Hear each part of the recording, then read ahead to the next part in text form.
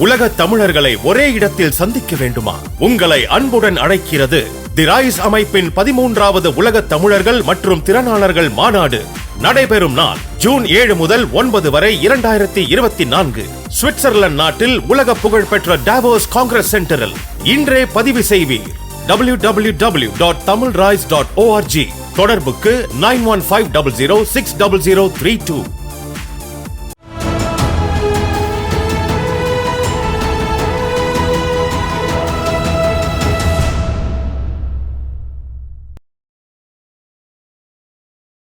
தமிழர் நேயர்களுக்கு அன்பு வணக்கம். நம்மோடு திரு ஓ பன்னீர்செல்வம் அவர்களின் ஆதரவாளர் கவிஞர் கண்ணன்ஜி இணைந்திருக்கிறார். வாருங்கள் அவரோடு பேசலாம். சார் வணக்கம். தமிழ் நிறத்திற்கும் அன்பு தம்பி மார்சலுக்கும் வணக்கம். சார், இந்த பொதுக்குழு தீர்மானங்களை எதிர்த்து தொடரப்பட்ட வழக்கில் உயர்நீதிமன்ற தீர்ப்பில் தலையிட முடியாது அப்படின்னு சொல்லி உச்சநீதிமன்றம் சொல்லிடுச்சு. எப்படி ஓபிஎஸ்க்கு ஒரு மிகப்பெரிய பின்னடைவுன்றாங்களே, எப்படி பாக்குறது? மீண்டும் எதிர்பார்த்த ஒன்று நடந்திருக்கிறது. அது பின்னடைவு இல்ல, எதிர்பார்த்தவனு ரொம்ப சந்தோஷம் வேறப்படுறீங்க. அதத்தான் பழகிருச்சு அப்படியே நம்மளுக்கு. அதாவது அடி வாங்கி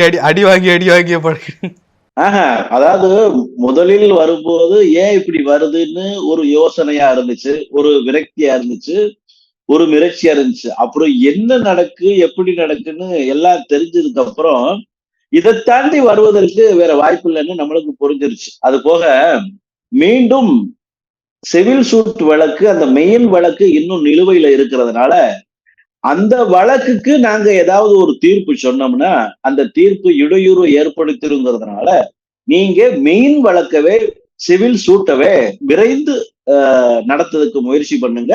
விரைந்து நடத்துவதற்கு உச்ச நீதிமன்றமும் உங்களுக்கு அதுக்கான வழிமுறைகளை கொடுக்கும்னு சொல்லியிருக்கிறாங்க.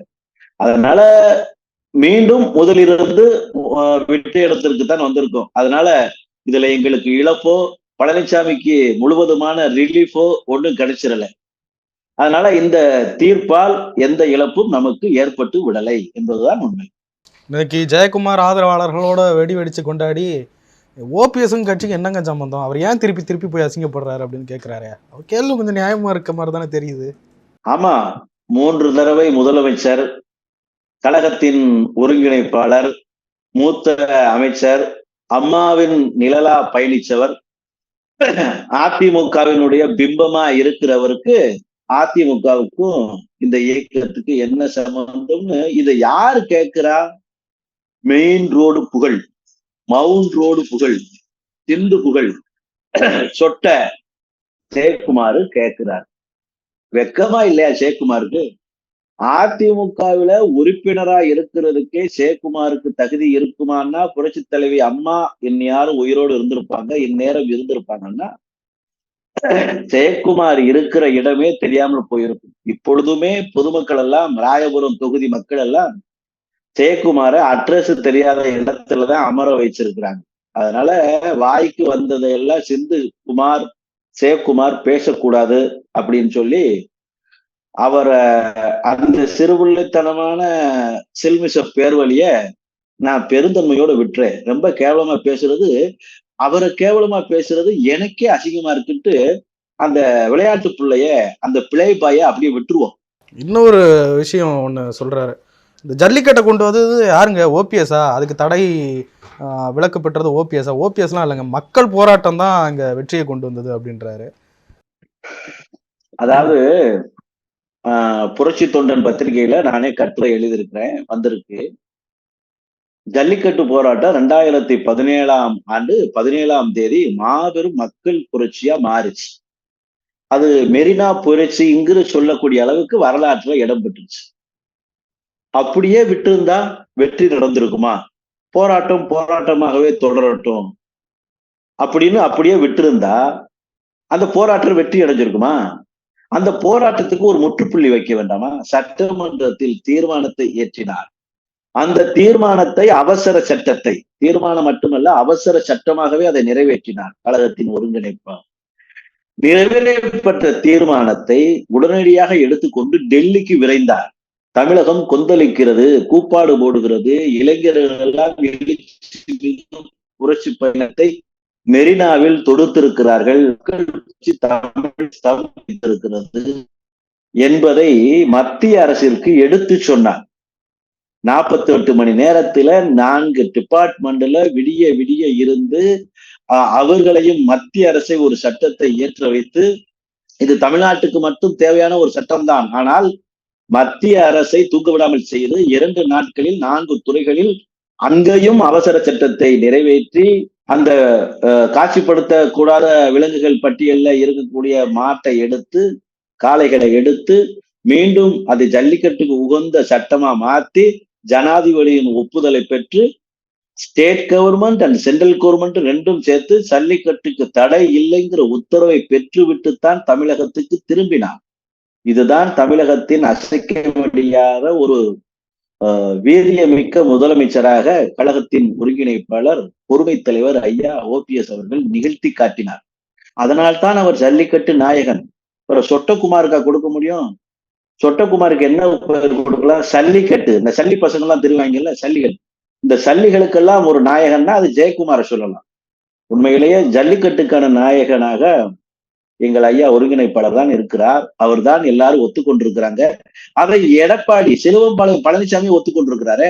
அலங்காநல்லூர் ஜல்லிக்கட்டு நாயகன் அண்ணன் ஓபிஎஸ் இந்த விழாவை துவக்கி வைப்பார், இதற்கு நடைபெறுவது காரணம்னு ஒருங்கிணைப்பாளர் தான் காரணம்னு அன்னைக்கு இருந்த இணை ஒருங்கிணைப்பாளர் முதலமைச்சரே சொன்னாரே.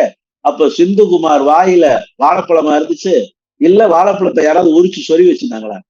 அதனால பேசுறதெல்லாம் முன்னுக்கு பின் முரணா பேசக்கூடாது அப்படிங்கிறத நான் ஒரு எச்சரிக்கையாவே சொல்லிக்கிறேன். இன்றைக்கு பிரதமர் மோடி அவர்கள் தமிழகம் வருகிறார். ஓபிஎஸ் அவர்கள் வரவேற்க போயிருக்கார். என்ன தொடர்ந்து போறதை பார்த்தா கூட்டணி உறுதியாயிடுச்சு போலயே. புரட்சி தலைவி அம்மா அவர்களுக்கும் பாஜகவினுடைய பிரதம மந்திரி ஐயா மோடி அவர்களுக்கும் ஒரு பாரம்பரியமிக்க ஒரு நட்பு இருந்தது. அம்மா அவர்கள் 2001, 2, 3 காலகட்டத்தில் டெல்லிக்கு மத்திய அரசினுடைய முதலமைச்சர்கள் மாநாட்டில் எல்லாம் கலந்து கொள்ளும் போது அம்மா அவர்களுடன் உடன் சென்றவர் கழகத்தின் ஒருங்கிணைப்பாளர், அன்றைக்கு அம்மாவுக்கு நிழலா இருந்தவர், அம்மாவிற்கு அடுத்த அமைச்சரா இருந்தவர். அன்னைக்கே மோடி அவர்களிடம் the one and only loyal person அப்படின்னு சொல்லித்த அறிமுகப்படுத்தினாங்க. இவர் தான் என்னுடைய ஒரே நபர், ஒற்றை நபர், எனக்கான விசுவாசமிக்க ஒரு நபர் இருக்கிறாரு தமிழகத்தில்னா அது ஓபிஎஸ் தான். அப்படி சொல்லித்தான் மோடி அவர்கள்ட்ட புரட்சி தலைவி அம்மா அவர்கள் அறிமுகப்படுத்தினார். அன்றையிலிருந்து இன்று வரைக்கும் ஐயா மோடி அவர்களுக்கும் எங்களுடைய கழகத்தின் ஒருங்கிணைப்பாளர் ஐயா ஓபிஎஸ் அவர்களுக்கும் ஒரு நீண்ட காலமாக நெடிய நட்பு தொடர்ந்து கொண்டிருக்கிறது. அந்த நட்பு பழனிசாமியால் கெடுக்கப்பட்டது, கூட்டணிக்குள் குழப்பத்தை உண்டு செய்யப்பட்டது, நன்றாக போய்கொண்டிருந்தது. பாஜக வைத்து பலனெல்லாம் பழனிசாமி அடைந்தார். இப்பொழுது காரியம் முடிந்தால் கழுதையை ஓட்டி பத்துங்கிற கதையா பாஜகவை நகட்டி விட்டுட்டார். அப்படி நாம ஒன்றை வீட்டுக்கு ரெண்டக நம்மளுக்கு பின்ன தெரியாது. ஐயா அவர்கள் நம்பினவர்களுக்கு துரோகம் என்னைக்குமே செய்ய மாட்டார். அதனால மோடி அவர்களுடைய நட்பு ஐயா அவர்கள் விரும்புகிறார். ஐயா அவர்களுடைய பெருந்தன்மையை மோடி அவர்கள் புரிந்திருக்கிறார். அதனால இயல்பான நட்பு கூட்டணியா மலர்வதற்கான வாய்ப்பு இருக்கிறது. கூட்டணி எப்படி அமையும்ங்கிறத ஒருங்கிணைப்பாளர் உறுதியாக சொல்வார். ஜெயக்குமார் சொல்றாரு அந்த கூட்டணியே ஒரு விளங்காத கூட்டணி, இளவு காத்த கிளிக்காதான் அப்படின்றாரு. ஜெயக்குமார் விளங்காத நபர், வெட்டியான நபர். ஜெயக்குமார் அதிமுகவில் இருக்கக்கூடாத ஒரு சில்விச பேர்வழி. அது ஏதோ ஒரு மாதிரி கூடுவாங்க, இந்த முட்டாள்கள் எல்லாம் ஒண்ணு சேருவாங்க, முரண்பாட்டு மூட்டைகள் முட்டாள்களின் கோட்டைகள்ல போய்த்து ஒண்ணு சேருவாங்க. அது மாதிரி இதெல்லாம் ஒரு முரண்பாட்டு மூட்டைகள். அதிமுகவை பத்தி இவங்களுக்கு என்ன தெரியும்? எம்ஜிஆரை பத்தி இவங்களுக்கு இப்ப என்ன தெரிஞ்சிருக்கிறது? எம்ஜிஆருக்கும் அரவிந்த்சாமிக்குமே இந்த கோஷ்டிகளுக்கு வித்தியாசம் தெரியும். நாளடைவில போனா எம்ஜிஆர் தான் எங்க எடப்பாடியாருன்னு சொல்லிடுவாங்க. இவளுக்கும் அந்த அளவுக்கு மோசமானவர்கள் எல்லாம் ஒண்ணு சேர்ந்திருக்கிற முக்கியமான கூட்டமா எடப்பாடி கூட்டம் அமைஞ்சிருக்கு. அதாவது இவங்களுக்கு ஒரு உண்மையை வரலாற்றை சொல்லணும்னு நினைக்கிறேன் தமிழ் நிறத்தின் சார்பா. 9/1/1988 திருமதி ஜானகி அம்மையார் அவர்கள், இன்றைக்கு இருக்கிற அதிமுக அலுவலகம் ஜானகி அம்மாருடைய சொந்த சொத்து, அவங்களுடைய சொந்த பில்டிங், அவங்க வீடு, அந்த இடத்துல வச்சு எம்ஜிஆரால் எழுதப்பட்ட உயிலை வெளியிடுகிறார். 1987ஆம் ஆண்டு எம்ஜிஆர் எழுதி வைத்த உயிலை ஜானகி அம்மாள் வெளியிடுகிறார். அந்த உயில் படி, அந்த உயில்ல தலைவர் என்ன சொல்லியிருக்கிறாரு? சொத்தை பத்தி சொல்லியிருக்கிறாரு. இந்த சொத்து யாராருக்கெல்லாம் போகணும், எப்படி போகணும் அப்படிங்கிறத பத்தி எல்லாம் சொல்லியிருக்கிறார். எப்பயுமே உயிலை எழுதுறவங்க சொத்தை பத்தி நிறைய எழுதியிருப்பாங்க. தனக்கு பிறகு யாருக்கு இந்த சொத்து போக வேண்டும் என்பதை பத்தி சொல்லியிருப்பாங்க. ஆனா சரித்திர நாயகன், வரலாற்று நாயகனான புரட்சித் தலைவர் எம்ஜிஆர் கட்சியை பத்தியும் அந்த உயிலில் எழுதியிருக்கிறார். கட்சி எப்படி இயங்க வேண்டும் என்பதையும் எழுதியிருக்கிறார். ஒரு கட்சி, அதாவது அதிமுக ஒருவேளை எனக்கு பிறகு பிளவுபட்டாலோ பிரிவுபட்டாலோ, ஏன் கலைக்கவே பட்டாலும், இந்த கட்சியை 80% தொண்டர்கள் எங்க இருக்கிறார்களோ, எந்த அணி 2 அணி 3 அணியா பிரிஞ்சிருந்தா அந்த பிரிந்திருந்த அணில 80% உறுப்பினர்கள், அடிமட்ட தொண்டர்கள் எங்கு இருக்கிறார்களோ அந்த அணிதான் அண்ணா திராவிட முன்னேற்ற கழகம். அதைத்தான் முன்னேற்ற கழகமாக அங்கீகரிக்க வேண்டும் என்பதை சொல்லி இருக்கிறார். அவர் குறிப்பிட்டு சில விஷயத்தை சொல்லி இருக்கிறார். தலைமை கழக நிர்வாகிகள், மாவட்ட கழக செயலாளர்கள், செயற்குழு மற்றும் பொதுக்குழு உறுப்பினர்களை இந்த 80% உறுப்பினர்களை கொண்ட இயக்கத்துடன் சேர்க்கக்கூடாது, அவர்களை கணக்கிலேயே எடுத்துக்கொள்ளக் கூடாது என்பதை உயிலில் பதிய வைத்திருக்கிறார். அந்த உயிலை இன்றைக்கும் பாதுகாத்து பராமரிக்கிற பொறுப்பில், அந்த உயிலை நடைமுறைப்படுத்துகிற பொறுப்பில் இன்றைக்கும் இருந்து கொண்டிருப்பவர் மாண்புமிகு நீதியரசர் கரி பரந்தாமன் அவர்கள். இன்றைக்கும் அவர் அந்த உயிலை பாதுகாத்துக் கொண்டிருக்கிறார். இப்படி இதுதான் அடுத்த பிரம்மாஸ்திரம், நாங்க பயன்படுத்த போகிற அடுத்த பிரம்மாஸ்திரம். நீங்க விதியை திருத்திட்டீங்க, சட்டத்தை மாத்திட்டீங்க, கட்சியை அபகரிச்சுட்டீங்க, அண்ணா திராவிட முன்னேற்ற கழகத்தை அபகரிப்பு திராவிட முன்னேற்ற கழகமா மாத்திட்டீங்க. டெண்டர் பாய்ஸ் எல்லாம் ஒண்ணு சேர்ந்து குண்டர் பாய்ஸா மிங்கிள் ஆயிட்டீங்க. இப்ப நாங்க தான் கட்சி, நாங்க தான் நீங்க பொதுக்குழு செயற்குழு கூட்டி விதியை திருத்தி சட்டத்தை மாற்றி எம்ஜிஆருடைய நோக்கத்தை சிதைத்து எப்படியோ ஏதோ ஒரு வகையில் வெற்றி பெற்று விட்டுத்தீர்கள் இருக்கிறீங்க. இப்படியெல்லாம் ஒரு அபகரிப்பு நாயகர்கள், இப்படியெல்லாம் மெட்டா மிராசுதார்கள் இந்த கட்சியை கபலீகரம் செய்து விடுவார்கள் என்பதை தீர்க்க தரிசனமாக உணர்ந்தோ என்னவோ புரட்சித் தலைவர் எம்ஜிஆர் அவர்கள் அன்றைக்கே அபகரிப்பாளர்கள் வந்து விடுவார்கள் என்பதை கருதி செயற்குழு, பொதுக்குழு, தலைமை கழக நிர்வாகிகள், எம்எல்ஏக்கள், எம்பிக்கள் இவர்களை கணக்கிலேயே எடுத்துக்கொள்ளக் கூடாது, தொண்டர்களை மட்டும்தான் கணக்கில் எடுத்துக்கொள்ள வேண்டும். அந்த தொண்டர்களில் 80% தொண்டர்கள் யாரை ஆதரிக்கிறார்களோ அவர்தான் தலைவர், 80% தொண்டர்கள் எங்க இருக்கிறார்களோ அதுதான் கட்சி அப்படின்னு உயில எழுதி வச்சிருக்கிறாரு. அந்த உயில் பதியப்பட்டிருக்கு. உயர் நீதிமன்றத்தால் மேற்பார்வையில இன்னைக்கு இருக்கு. அடுத்த அஸ்திரம் அங்கதான். விதியவே மாத்திட்டாலும், தீர்ப்பவே தனக்கு சாதகமா வாங்கிட்டாலும் அடுத்த அஸ்திரம் உயிலு. அதாவது பொதுக்குழு செயற்குழு கட்சி போயிருச்சுன்னு சொல்லிட்டா கூட உயிலை நடைமுறைப்படுத்தணும்ல. ஏன்னா கட்சி எம்ஜிஆர் சொத்து. எம்ஜிஆர் தன்னுடைய ரத்தத்தை வியர்வையா சிந்தி வளர்த்த கட்சி. அந்த எம்ஜிஆர் தொண்டர்களுக்காக, தொண்டர்களின் உரிமைக்காக இந்த இயக்கத்தை அப்படியே கொடுத்து விட்டார். அவர்கிட்ட போய் அதுதான் கடைசி அஸ்திரமா வருது. உயில மாற்ற முடியாது, உயில திருத்த முடியாது, செயற்குழு பொதுக்குழு கூட்டி உயிலே பொய்ன்னு சொல்ல முடியாது. ஏன்னா ஏற்கனவே இந்த உயில் உண்மையான உயில் தான் என்பது ஏற்கனவே ஒரு வழக்கு நடந்து அந்த வழக்கின் மூலமாக நிரூபிக்கப்பட்டு தயாரா இருக்கிறது. அதனால அதிமுகவை உயில்படி பிரிந்தால் பிளந்தால் கட்சி எப்படி இயங்க வேண்டும், எப்படி இயக்கப்பட வேண்டும் என்று நீதிமன்றம் கண்காணிக்க வேண்டும் என்றே புரட்சித் தலைவர் உயிலில் சொல்லியிருக்கிறார். அதன்படி கட்சியை வழிநடத்துங்கள், கட்சியை மேற்பார்வையிடுங்கள் அப்படின்னு சொல்லி அடுத்த பெட்டிஷன் அங்கதான். அடுத்து உயிலை நோக்கித்தான். தலைவர் எழுதிய உயிலும் தொண்டருக்கு வழங்கப்பட்ட உரிமையும் அடுத்து நிலைநாட்டப்பட வேண்டும் என்கிற வழக்கு அங்கேதான் தொடுக்கப்படும். அப்பொழுது தேர்தல் ஆணையம் மறுக்க முடியாது, நீதிமன்றம் மறுக்க முடியாது, உயர் நீதிமன்றம், உச்ச நீதிமன்றம் என்னமும் செய்ய முடியாது. இதை திருத்தவோ மாற்றவோ வளைக்கவோ வாய்ப்பே கிடையாது. ஏன்னா அங்கதான் புரட்சித் தலைவர் ஆன்மா வேலை செய்யுது. அதனால கட்சியை பத்தி பேசுவதற்கு முழு உரிமை உடைமைப்பட்டவர்கள் தொண்டர்களாகிய நாங்க, தொண்டரின் தலைவராகிய ஐயா ஓபிஎஸ். இந்த டெண்டர் பாய்ஸ்க்கு எல்லாம் கட்சியை பத்தி பேசுறதுக்கு ஏதோ கட்சியில வந்தியா, 4 காசு சம்பாதிச்சியா, பிழைச்சியா, ஜாலியா இருந்தியான்னு போயிரு. இது எவன் அப்ப விட்டு கட்சியும் கிடையாது. எவனும் தனக்கான உரிமைன்னு யாரும் கொண்டாட முடியாது. இது முழுக்க முழுக்க தொண்டர் கட்சி, தொண்டர்களுக்காக புரட்சி தலைவரால் வழங்கப்பட்ட கட்சி. நிச்சயம் புரட்சி தலைவர் அடுத்த அஸ்திரமாக, பிரம்மாஸ்திரமாக புரட்சி தலைவரின் உயிர் பயன்படுத்தப்படும், கட்சி மீட்கப்படும் என்பதில் எங்களுக்கு சந்தேகமே இல்லை. நீ எவ்வளவு தூரம் வாங்கு, நீதியை வள, நிதியா சுருக்கு, என்ன வேணாலும் பண்ணு. ஆனா ஒரு கடைசி ஆயுதம் ஒன்று இருக்கிறது. நிச்சயம் அது பிரம்மாஸ்திரம். அதற்கு ஈடு இணையான இன்னொரு அஸ்திரம் பழனிசாமி இல்லையே இல்லை. கொஞ்சம் கொஞ்சமா எடப்பாடி பழனிசாமி பாஜக எதிர்ப்பை தீவிரப்படுத்த ஆரம்பித்து விட்டார். எப்படி கடைசி வரைக்கும் இனி அதிமுகவோட இனி ஓபிஎஸ் தரப்பு சேர முடியாது போலீங்களா? அதிமுகவை நான் எங்கிட்ட வரணும்னு நினைச்சாத்தே பழனிச்சப்ப அண்ணா திராவிட முன்னேற்ற கழகம் என்பது தொண்டர்களுக்கான இயக்கம், குண்டர்களுக்கான இயக்கம் இல்லை. அதிமுக என்பது டெண்டர் முறைகேட்டுல வாங்குறது மாதிரி வாங்கக்கூடாது.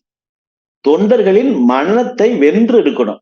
அப்படி வென்றெடுத்து கொண்டிருப்பவர், தொண்டரின் தலைவனாக இருப்பவர் ஓபிஎஸ். டெண்டர்களின் தலைவனாக, குண்டர்களின் தலைவனாக இருப்பவர் இபிஎஸ். இவர் தலை, அது தருதலை. இப்ப போட்டியே எப்படி நடக்கு? ஒரு தலைக்கும் ஒரு தருதலைக்குமான போட்டி.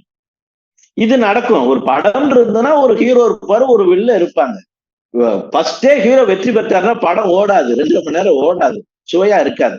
அதனால கொஞ்ச நாளைக்கு வில்லன் வெற்றி பெற்றுக்கிட்டே இருக்கணும். அது மாதிரி எடப்பாடி பழனிசாமிங்கிற வில்லன் கொஞ்ச நாளைக்கு வெற்றி பெற்றுக்கிட்டு இருக்காரு. இறுதி வெற்றி ஹீரோவுக்கு தான், தலைக்கு வெற்றி, தருதலைக்கு வெற்றி வராது. அதனால நிச்சயம் கட்சியை மீட்டுருவோம். நாங்க தான் கட்சி. அதனால ஐயா ஒருங்கிணைப்பாளர் சொல்லுகிறது தான் கூட்டணி. அவர் தலைமையில தான் கூட்டணி அமையும். அவர் தான் கூட்டணிக்கான வீகத்தை வகுப்பார். பழனிசாமிக்கு இன்னும் நாட்கள் எண்ணப்பட்டு கொண்டிருக்கிறது. ஒரு சில நாட்கள், ஒரு சில வாரங்கள். மேக்சிமம் பாராளுமன்ற தேர்தலுக்காக தேர்தல் தேதி அறிவிக்கப்படுகிற வரைதான் பழனிசாமியினுடைய அரசியல் ஆட்டம். அத்துடன் பழனிசாமியினுடைய பாராளுமன்ற தேர்தலோட பழனிசாமியினுடைய பயணம் சங்கமிக்கிறது, சமாதி ஆகிறது என்றுதான் போகிற போக்கு நம்மளுக்கு சொல்லுகிறது. சமீபத்தில் எம்ஜிஆர் அவர்களுக்கு பிறந்த நாள் வந்தது. அன்னைக்கு எடப்பாடி பழனிசாமி தரப்பில் அங்கங்கே போஸ்டர்லாம் அடிச்சிருந்தாங்க. ஒரு ஊரில் மட்டும் என்ன பண்ணிட்டாங்கன்னா, எம்ஜிஆருக்கு பதிலாக அரவிந்த் சாமியை கொண்டு வச்சுட்டாங்க. அரவிந்த் சாமி சினிமாவில் நடித்த அந்த இதை கொண்டு எம்ஜிஆர் மாதிரியே வச்சு விட்டாங்க. எப்படி பார்க்குறீங்க அதை? அது ஒரு சின்ன மிஸ்டேக்கு அப்படின்னு எடுத்துக்கலாமா? அதாவது பெற்ற தாயையும் தந்தையும் தவறுதலாக நான் போட்டு விட்டேன் என்று சொல்லி ஒரு போட்டோவை காட்டி எங்க அப்பா பேரை நான் தப்பா சொல்லிட்டேன் அப்படின்னு சொன்னா அது சின்ன மிஸ்டேக்கா? கழுதைக்கும் குதிரைக்கும் வித்தியாசம் தெரியலைன்னா அதற்கு பெயர் சின்ன மிஸ்டேக்கா? புரட்சி தலைவர் யாருன்னு தெரியாம புரட்சி தலைவர் மாதிரி நாளைக்கு என்ன செய்வாங்க? எடப்பாடியார் தொப்பியும் கண்ணாடி போட்டா எம்ஜிஆர் தான் எடப்பாடியார்னு சொல்லுவாங்களா? இது என்ன சின்ன மிஸ்டேக்கு? இதுவரைக்கும் இந்த மாதிரி ஒரு மிஸ்டேக்கு தமிழகத்தில் அதிமுகவில் நடந்திருக்கிறதா? நடக்கல. 23ஆம் புலிகேசி படத்துல வடிவேலு உடம்ப மறைச்சிருப்பாரு, ஒரு வீரனுக்கு முகத்தை மறைச்சிருப்பாங்க. அப்ப வடிவேலுகிட்ட என்ன மன்னா இது என்ன இது வேஷம் அப்படின்னு, வேஷம் இல்லடா, இந்த உடல் இந்த தலையுடன் இணைய போகிறது அப்படின்னு. அப்படி என்றால் கொலையா? கொலை இல்லை, இது கலை அப்படின்னு சொன்ன. 100 ஆண்டுகளுக்கு பிறகு வரப்போகிற மடையர்களுக்கு என்னுடைய உடம்பு திலகாத்திரமா இருந்தது என்பது தெரியவா போகிறதுன்னு சொல்றது மாதிரி, அன்னைக்கு வரலாற்று காலத்துல கம்ப்யூட்டர் இல்ல, கிராபிக்ஸ் இல்ல, போட்டோ இல்ல, ஃப்ரேம் இல்ல, வரைஞ்சு வச்சதை நம்பணும். இன்னைக்குத்தான் நிமிஷத்துக்கு நிமிஷம் எவிடன்ஸ் கொட்டி கிடக்குத. எம்ஜிஆர்னு தட்டுனா 1000 படங்கள், லட்சக்கணக்கான முகங்கள் விழும். இதுல அரவிந்த் சாமிக்கும் எம்ஜிஆருக்கு வித்தியாசம் தெரியாம போச்சுன்னா, அதுதான் கூறுகட்ட குப்பைகள் எல்லாம் ஒன்று சேர்ந்து கோபுரத்தை கட்டினால் எப்படி இருக்கும்? முட்டாள்கள் எல்லாம் ஒன்று சேர்ந்து ஒரு கோட்டை அமைத்தால் முரண்பாட்டு மூட்டைகளைத்தானே அது இருக்கும். சேக்கிலார் எழுதிய கம்பராமாயணம் எப்படி இருக்கும்? ஆபிரகாம் லிங்கன்னு சொல்ல தெரியாம ஆப்பு ஆப்பு ஆப்புன்னு சொன்னா எப்படி இருக்கும்? இது போலதான் இவர்களுடைய வேலைகள் இருக்கும். அண்ணா திராவிட முன்னேற்ற கழகம்ங்கிற கட்சி. திராவிட பத்தி தெரியாது எனக்கு, நீங்க படிச்சவங்கிட்ட போய் கேட்டுக்கோங்கன்னு யாரு சொல்றா? அண்ணா திராவிட முன்னேற்ற கழகத்துக்கு பொதுச் செயலாளர் ஆகிவிட்டேன்னு சொல்லக்கூடிய ஒரு போலி பிம்பம் என்ன சொல்லுது?